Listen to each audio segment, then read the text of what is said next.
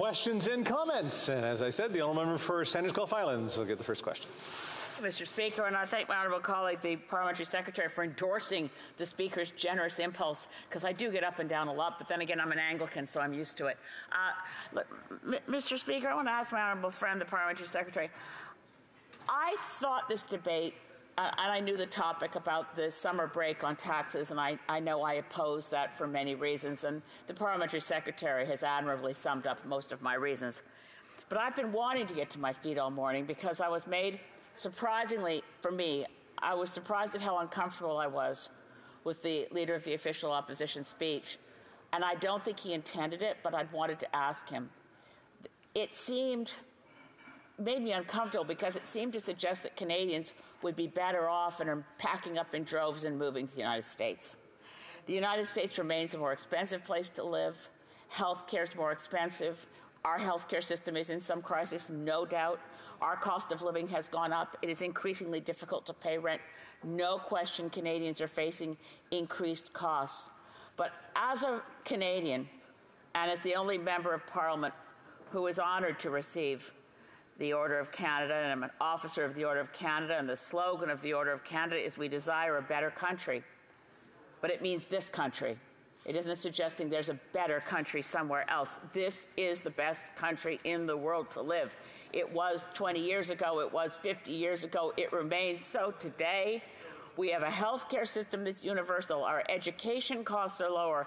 And as we face the climate crisis, I want to be in a place where neighbors take care of each other, where we are, in the words of Joe Clark, former Prime Minister, the Right Honourable Joe Clark, we are a community of communities, and we can pull together. And I wonder if the Honourable Parliamentary Secretary could find ways within his party that we reach across party lines and remind each other that we must not ever accidentally run down our own country. We are proud Canadians and we fight for Canada. We stand on guard for Canada.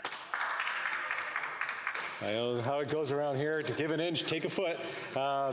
Make sure I keep our questions and answers to a minimum so that we can get as many people participating as we can. The Honourable Parliamentary Secretary.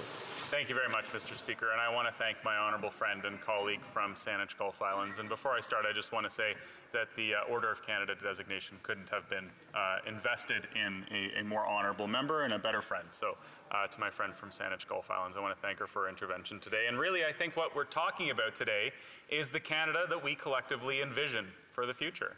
I've had the luxury of traveling as a member of Team Canada. I went to 70 different countries on every continent, and I got to see other countries firsthand. You know, I was there for federal elections. I got to be there and read the local news. I sat in coffee shops and got to know people from other places, and indeed I shopped for groceries and paid rent in countries like Sweden, Norway, Australia, New Zealand, and the United States. And some of that experience, and so I was very, very lucky, Mr. Speaker. I don't know what the Conservatives are heckling about now, but the reality is we have an obligation to continue to ensure that Canada is the greatest country in the world. Canada is the greatest country in the world, and the Conservatives continue to talk down Canada.